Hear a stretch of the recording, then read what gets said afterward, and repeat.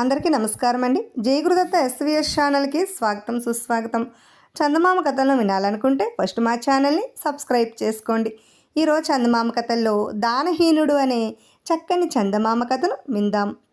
బ్రహ్మదత్తుడు కాశీరాజ్యాన్ని పరిపాలించే కాలంలో బోధిసత్వుడు ఆయన వద్ద కోశాధికారిగా జన్మించాడు. ఆయన 50 కోట్లకు అధిపతి ఉండి కూడా ప్రపంచం మీద వైరాగ్యం కలిగి తన ధనాన్ని రాజుగారిని స్వీకరించమని కోరాడు.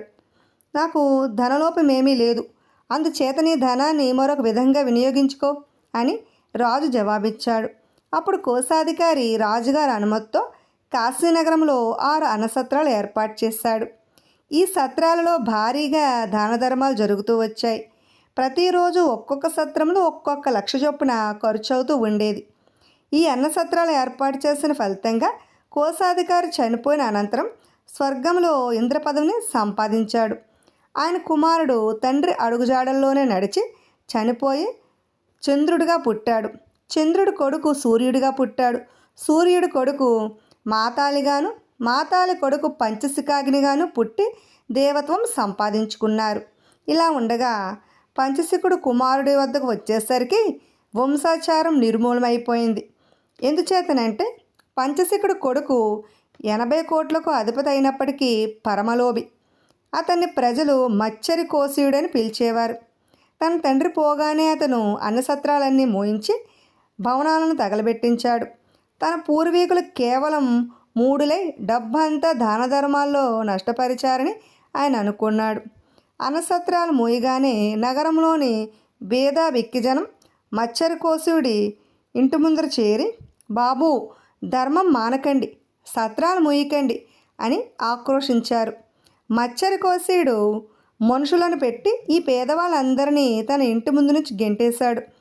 మచ్చరి కోసీయుడు కోటేశ్వరుడు. తన తాత తండ్రుల్లాగే రాజుగారి వద్ద కోశాధికారిగా పనిచేస్తున్నాడు. కానీ ఆయన తన డబ్బుతో ఎన్నడూ సుఖం అనుభవించి ఎరగడు. తాను ఎన్నడూ కడుపు నిండా తిని ఎరగడు సరికదా, తన భార్యాబిడ్డలను కూడా తిననిచ్చేవాడు కాదు. ఆయన గొడ్డు కారం మెతుకులు తిని పులి మజ్జిగ తాగేవాడు. నారబట్టలు కట్టుకునేవాడు. ఇరుసులు అరిగిపోయిన పాత బండికి బక్క చిక్కిన ఎద్దులు కట్టి ఆ బండి మీద ఎక్కడికైనా వెళ్తూ ఉండేవాడు. ఒకనాడు ఈ పిసినుగొట్టు రాజసభకు పోతూ ఉపకోశాధిపతిని కూడా వెంటబెట్టుకు పోదామని వారింటికి వెళ్ళాడు. సరిగా ఆ సమయానికి ఉపకోశాధిపతి ఆయన భార్య పిల్లలు విస్తళ్ళ ముందు కూర్చుని చక్కెర పొంగలు తింటున్నారు. కోశాధికారిని చూడగానే ఉపకోశాధిపతి లేచి ఆయనను కూడా చక్కెర పొంగల్ తినడానికి రమ్మని ఆహ్వానించాడు.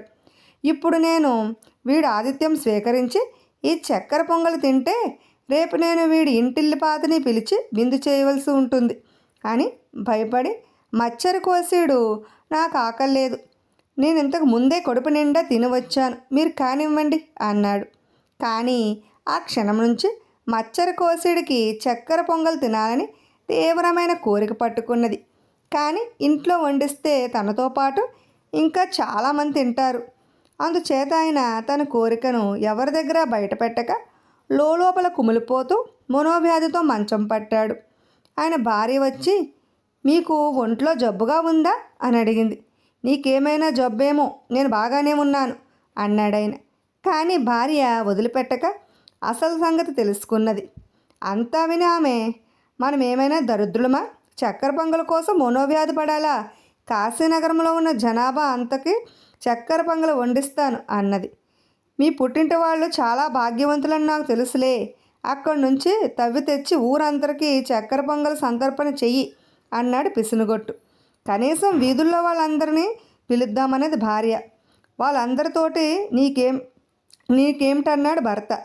అయితే కనీసం మన ఇంటిల్లిపాదికి చక్కెర పొంగలి వండుతానన్నది భార్య. భర్త వీల్లేదన్నాడు. సరే అయితే మీకు నాకు వండుతాను అన్నది భార్య. మధ్య నువ్వు దేనికి అన్నాడు భర్త. అయితే మీ ఒక్కరి కోసమే వండుతాను సరా అన్నది భార్య. అసలు ఇంట్లో వండటానికి వీల్లేదు, ఇంత బియ్యము పాలు నెయ్యి తేనె నా చేతికి ఇయ్యి, వంట పాత్రలు కూడా ఇయ్యి, నేను అడుగులోకి వెళ్ళి చక్కెర పొంగలు వండుకొని తింటాను అన్నాడు భర్త. భార్య ఆయనకు కావలసిన వస్తువులన్నీ ఇచ్చింది. వాటిని ఒక బానిసవాడి చేత మోయించుకుని మచ్చరకోశీయుడు తన నెత్తిన ముసుగు కప్పుకొని నదీ తీరం వెంబడి ఉండే అరణ్యానికి వెళ్ళాడు. నదీ తీరాన ఒక పక్కన పొయ్యి ఏర్పాటు చేసి తన నౌకరు చేత వంటకట్టెలు నీరు తెప్పించి వాడిని వెళ్ళి రహదారి మీద నిలబడి ఉండమన్నాడు. ఒరేయ్, ఎవరన్నా దారి వెంట వస్తుంటే నాకు తెలియచేయి, నీతో నాకు పని ఉంటే కేక వేస్తాను, నేను పిలిస్తే గాని రాకు అని వాడితో చెప్పాడు. ఈ లోపల ఇంద్రుడు తన 6వ తరం వాడైన మచ్చరకోశీని గురించి తెలుసుకున్నాడు. పంచశిఖుడు దాకా అందరూ దాన ధర్మాలు చేసి దేవత్వం పొందితే పంచశిఖుడు కొడుకు పిసునుగొట్టయి వంశాచారాన్ని మంట కలిపి చక్కెర పొంగలు తాను ఒక్కడే తినగలేందుకై అడవిలోకి వచ్చి వంట చేసుకుంటున్నాడు. నేను వీడికి జ్ఞానోదయం కలిగించకపోతే వీడు నరకానికి పోతాడు అనుకుని ఇంద్రుడు చంద్రుణ్ణి, సూర్యుణ్ణి, మాతాలని, పంచశిఖుణ్ణి పిలిపించి వారితో తాను చేయదలసిన పనిని గురించి తెలిపాడు. తర్వాత ఇంద్రుడు బ్రాహ్మణ వేషం ధరించి మచ్చరకోశుడు వంట చేసుకునే చోటుకు వెళ్ళి, ఇదిగో కాశీకి దారి ఎటు అని అడిగాడు. కాశీకి దారే తెలియదు, ఇటు కేసు వస్తున్నావేమిటి, పో అవతలికి అని మచ్చరకోశుడు కేకలు పెట్టాడు. ఎందుకలా అరుస్తున్నావు? చక్కెర పొంగలు చేస్తున్నావా? బ్రాహ్మణ సంతర్పణ చేస్తున్నావు కాబోలు, వాళ్ళతో పాటు నేను కూడా పంక్తికి కూర్చుంటాను అన్నాడు ఇంద్రుడు నవ్వుతూ.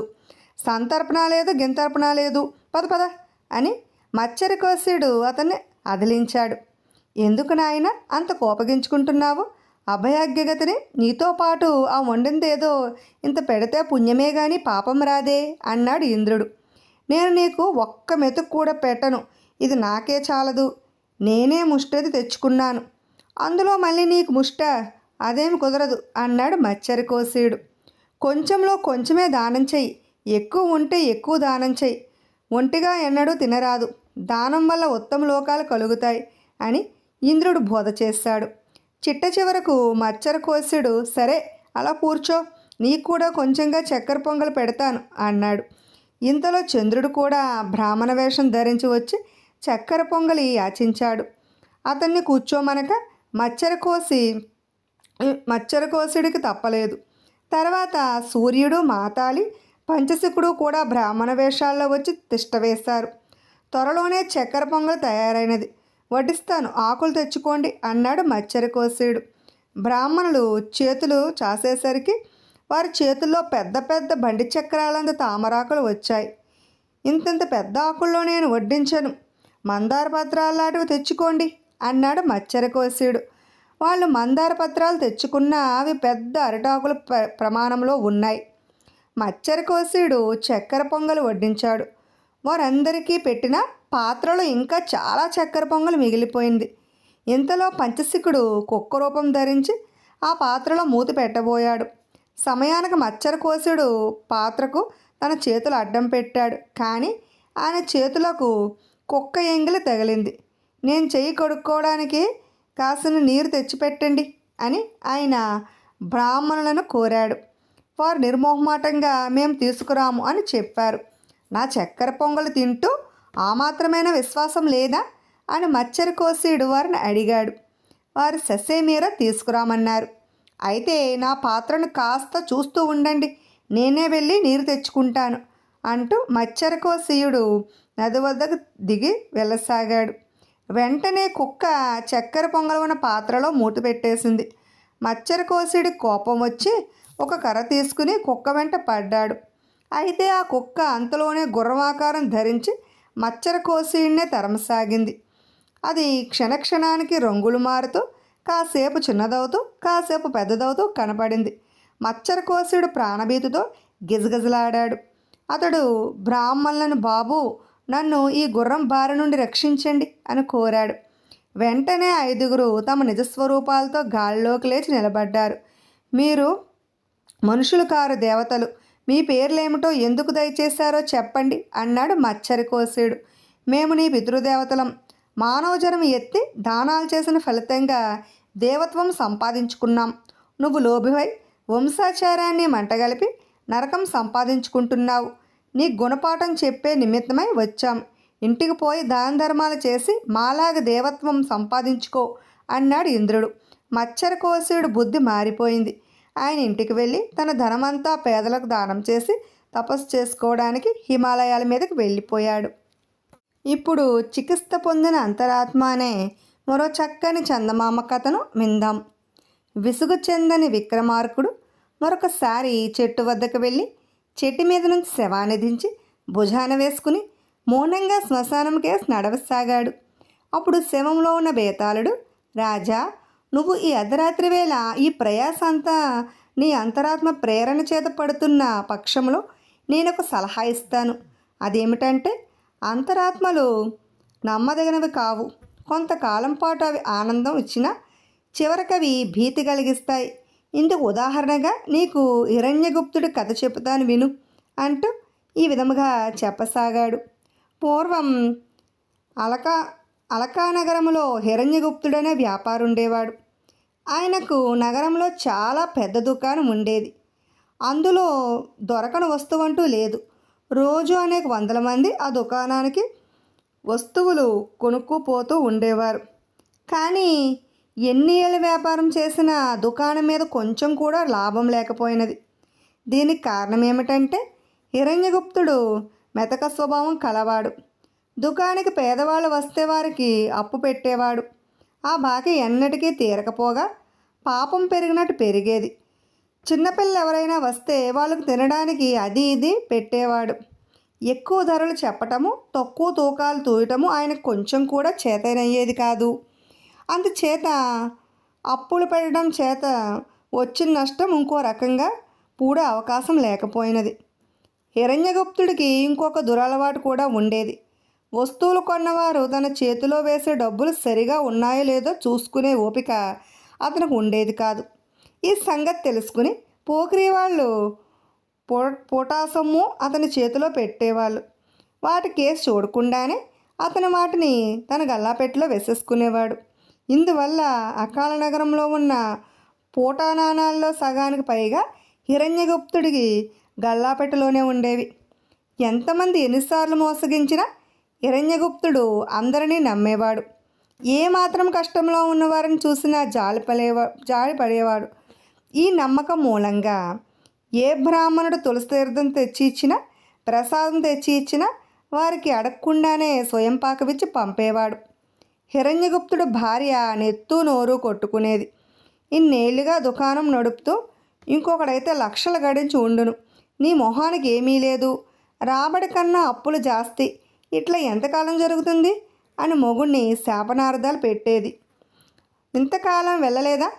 ఇట్లాగే వెళ్తుంది. 3 రోజులుగా గింజైనా తాగలేదని ఏడిచే మనిషికి సోలడు నూకలు అప్పిస్తే అదో పెద్ద తప్ప అనేవాడు హిరణ్యగుప్తుడు. అయితే ఉన్నదంతా పందారం చేసే వ్యాపారం కూడా ఎందుకు అనేది భార్య. ఇంతలో ఒక దారుణం జరిగింది. హిరణ్యగుప్తుడు తన గల్లాపెట్టెలో డబ్బు ఎంచుకుంటూ ఉండగా అందులో ఒక ఎత్తడి బిళ్ళ కనిపించింది. అది చూడటానికి బంగారు మొహరులాగే ఉంది, కానీ నిజానికి ఇత్తడి మొహరు. ఈ మొహరును తనకు ఎవరిచ్చారో హిరణ్యగుప్తుడికి చచ్చినా జ్ఞాపకం రాలేదు. ఆ రోజు హిరణ్యగుప్తుడి భార్య మహాకాళిగా విజృంభించింది. నువ్వు ఒట్టి మూర్ఖుడివి. ఈ సంగతి అకాల నగరంలో ఉన్న అందరికీ తెలిసిపోయింది. నిన్ను చూసి అందరూ నవ్వుతున్నారు అని ఎత్తిపొడిచింది. హిరణ్యగుప్తుడికి రోషం వచ్చింది. ఈ మోసం ఎవరు చేశారో తెలుసుకోకుండా వదులుతానా అనుకున్నావా అన్నాడు అతని భార్యతో. అయితే అక్కాల నగరంలో ఒక బేతాళ మాంత్రికుడు ఉన్నాడు అని చాలా సిద్ధులు కలవాడు. ఏవో మంత్రాలు నేర్చి పిచాచాలను వదలగొట్టే మామూలు మాంత్రికుడు కాదు. తనకు పోటామోహరు అంటగట్టిన వారెవరో తెలుసుకోవడానికి హిరణ్యగుప్తుడు ఈ బేతాళ మాంత్రికుడి వద్దకు వెళ్ళాడు. బేతాళ మాంత్రికుడు హిరణ్యగుప్తుని కూర్చోబెట్టి, ఏం పని మీద వచ్చావు అని అడిగాడు. హిరణ్యగుప్తుడు తనపై పడ్డ కొంగు నుండి పోటామోహరు తీసి మాంత్రికుడికి చూపిస్తూ, స్వామి, ఈ ఇత్తడి బిళ్ళను మోహర్ కింద నాకెవరు అంటగట్టారు? ఆ పని చేసిన వారెవరో నాకు తెలియచేస్తే తమకు ఏదైనా కట్టం ఇచ్చుకుంటాను అన్నాడు. మాంత్రికుడు విరగబడి నవ్వాడు. చివరికైనా, ఓరే మూడుడా, ఇది ఎవరిచ్చారో ఇప్పుడే చెప్పగలను, కానీ దానివల్ల నీకేం ప్రయోజనం రా? రేపు మళ్ళీ ఇంకొకటి నీ దుకాణానికి వచ్చి ఇలాగే నిన్ను మోసం చేస్తారు. అసలు నీలో ఉండే వ్యాధికి చికిత్స జరగాలరా అన్నాడు. వ్యాధా? నాకే వ్యాధి లేదు స్వామి, పిడిరాయిలా ఉన్నాను, ఏనాడు చిర్రున చీది ఎరగను అన్నాడు హిరణ్యగుప్తుడు. అయితే ఓరేయ్ మూర్ఖుడా, నీకు చత్వారం లేదురా అన్నాడు మాంత్రికుడు గద్దించి. కొంచెం కూడా లేదు స్వామి, మైలు దూరానున్న మనిషి కూడా ఇట్టే పోల్చగలను, అరచేతిలో ఆవగింజలు లెక్కించగలను అన్నాడు హిరణ్యగుప్తుడు మాంత్రికుడు కేసు వినయంగా చూస్తూను. మాంత్రికుడు మళ్ళీ నవ్వాడు. నీ చత్వారం కళ్ళకు సంబంధించింది కాదురా, నీ అంతరాత్మకు సంబంధించినది. నీ అంతరాత్మ చాలా తీవ్రమైన వ్యాధితో తీసుకుంటున్నది. నువ్వు డబ్బు కేసు సరిగా చూడలేవు. ఎవరైనా భేదవాళ్ళని చూడగానే నీ గుండె దడదల్లాడిపోతుంది, అవునా అన్నాడు మాంత్రికుడు. అందులో జబ్బేముంది స్వామి అన్నాడు హిరణ్యగుప్తుడు. కాస్తా కోస్తా జబ్బా? ఈ జబ్బుతో నువ్వు వ్యాపారం ఏం చేస్తావురా? మరి 5-6 ఏళ్ల కాలంలో నీ వ్యాపారం దివాలా తీస్తుంది. చూడ్డానికి చిల్లి గవ్వైనా నీకు అంట ఉండదు. నీకు, నీ పిల్లలకు ఎవరైనా గింజినూకలు అప్పివ్వాల్సి వస్తుంది. నీ అంతరాత్మకు పట్టిన వ్యాధి మహాభయంకరమైనది. దాన్ని చికిత్స చేసుకుని బాగుపడతావా, లేక ఆ వ్యాధితో అడుగంటిపోతావా? ఏదో ఒకటి తేల్చుకో అన్నాడు బేతాళ మాంత్రికుడు. హిరణ్యగుప్తుడు హడలిపోయాడు. అతనికి వ్యాపారంతో 4 కాలాల పాటు బతికి బాగుపడాలనే ఉన్నది. అందుచేత మాంత్రికుణ్ణి, స్వామి నా జబ్బు ఎలా పోగొడతారు, దాన్ని నేనేం చేయాలి, తమకు ఎంత కట్నం ఇచ్చుకోవాలి అని ఆరుద్దాగా అడిగాడు. అష్టసిద్ధులు కలవాణ్ణి, నాకు నీ కట్నం ఎందుకురా? నీ అంతరాత్మను నా వద్ద ఉంచిపో. వచ్చే అమావాస్య నాటికి దానికి పూర్ణ ఆరోగ్యం కలిగించి మళ్ళీ నీ పరం చేస్తాను అన్నాడు మాంత్రికుడు. నా అంతరాత్మ నాలో ఉంటుంది కదా, దాన్ని తమకు ఎలా ఇవ్వగలను స్వామి అన్నాడు హిరణ్యగుప్తుడు. నీ అంతరాత్మను నాకు ఇవ్వటానికి సమ్మతించరా? దాన్ని ఎలా తీసుకోవాలో ఏం చేయాలో నేను చూసుకుంటాను అన్నాడు మాంత్రికుడు. అలాగే తీసుకోండి స్వామి అన్నాడు హిరణ్యగుప్తుడు. మాంత్రికుడు కళ్ళు మూసుకుని ఏదో ఉచ్చరించి జై బేతాళ అని పెద్దగా అరిచి 2 చేతులతోనూ దోమను పట్టుకున్నట్టు ఏదో పట్టుకుని, ఇక నీవు వెళ్ళవచ్చు. అమావాస్య నాడు సరిగా అర్ధరాత్రి సమయాన్న నేను మీ ఇంటికి వచ్చి నీ అంతరాత్మను తిరిగి నీ పరం చేస్తాను అన్నాడు. అందాక నేను మామూలు పనులన్నీ చేసుకుంటూ ఉండవచ్చునా స్వామి అని హిరణ్యగుప్తుడు అడిగాడు. నిరభ్యంతరంగా చేసుకోవచ్చు అన్నాడు మాంత్రికుడు. హిరణ్యగుప్తుడు తనలో తాను ఆశ్చర్యపడుతూ ఇంటికి వెళ్ళాడు. తన అంతరాత్మను మాంత్రికుడు తీసుకున్నాడని కూడా తనలో ఏ విధమైన మార్పు వచ్చినట్టు అతనికి తోచలేదు. అన్న ప్రకారం అమావాస్య నాడు సరిగా అర్ధరాత్రి మాంత్రికుడు హిరణ్యగుప్తుడి ఇంటికి వచ్చాడు. హిరణ్యగుప్తుడు బేతాళ మాంత్రికుడిని సగౌరవంగా ఇంటిలోనికి ఆహ్వానించి, స్వామి నా అంతరాత్మను తెచ్చారా? దానికున్న జబ్బంతా పోయిందా? ఏది ఒక్కసారి నన్ను చూడనిస్తారా అని అడిగాడు. నువ్వు చూడటం ముఖ్యం కాదురా, దాన్ని సరైన చోట వెయ్యాలి. నీ దుకాణం తెరిచి గల్లాపెట్టి చూపించు అన్నాడు మాంత్రికుడు. హిరణ్యగుప్తుడు దుకాణం తెరిచి గల్లాపెట్టి చూపించాడు. మాంత్రికుడు గల్లాపెట్టి కంతలో నుంచి ఏదో పడేశాడు. అది లోపల పడగానే కంగుమని శ్రావ్యమైన నాదం వినిపించింది. దీన్ని ఇందులో నుంచి తీయకు అని మాంత్రికుడు హిరణ్యగుప్తుని హెచ్చరించాడు. తన అంతరాత్మ ఎలా ఉందో చూడాలని హిరణ్యగుప్తుడికి పట్టరాని కోరిక కలిగింది. అందుచేత మాంత్రికుడు వెళ్ళిపోగానే అతను తన గల్లాపెట్ట మూతెరచి చూశాడు. అందులో అతనికి తన అంతరాత్మ బంగారు రంగులో వెలుగుతూ డబ్బుల మీద నాట్యం చేస్తూ కనిపించింది.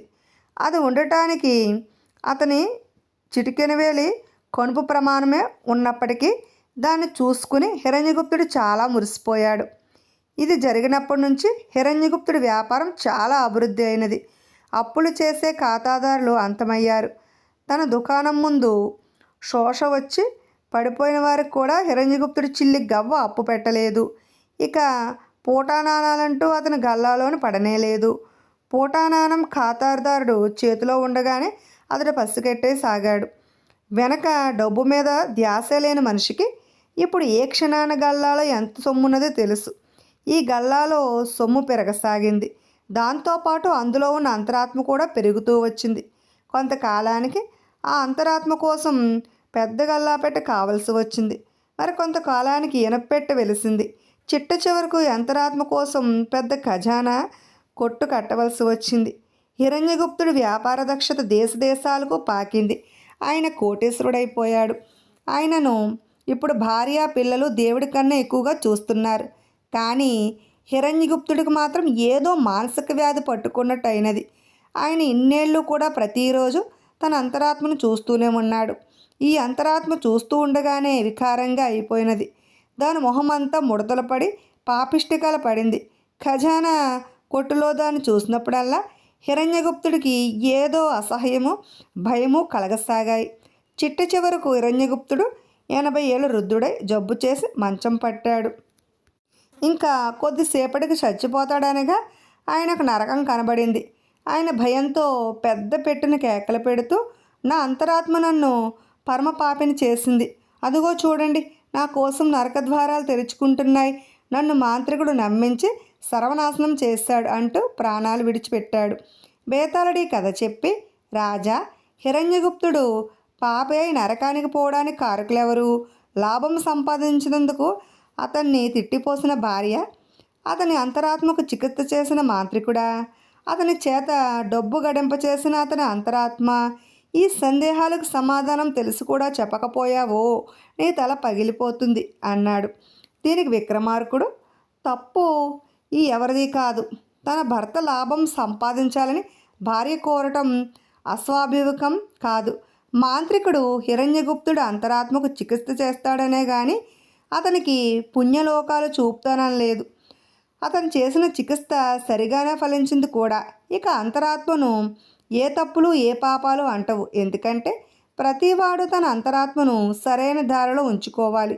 ఆ బాధ్యత మరెవరిదో కాదు, అంతరాత్మ గలవాడిదే. పోతే హిరణ్యగుప్తుడు పాపి కావడానికి కారకుడు హిరణ్యగుప్తుడే. అతను చేసిన పొరపాటు ఏమిటంటే తన అంతరాత్మను బుద్ధిపూర్వకంగా ఇతరుడి పరం చేయటం. ఈ పని చేయటం ద్వారా హిరణ్యగుప్తుడు నరకాన్ని కోరి తెచ్చుకున్నాడు అన్నాడు. ఈ విధముగా రాజుకు మౌనభంగం కలగగానే బేతాళుడు శవంతో సహా మాయమై మళ్ళీ చెట్టెక్కేశాడు. విన్నారు కదండి. ఇటువంటి చక్కని చందమామ కథలను మరెన్నో వినాలనుకుంటే మా ఛానల్ని సబ్స్క్రైబ్ చేసుకోండి. బెల్ ఐకాన్ క్లిక్ చేయండి. మేము చేసిన వీడియోస్ నోటిఫికేషన్ కోసం బెల్ ఐకాన్ క్లిక్ చేయండి. లైక్ చేయండి, షేర్ చేయండి, కామెంట్ చేయండి. Thanks for watching.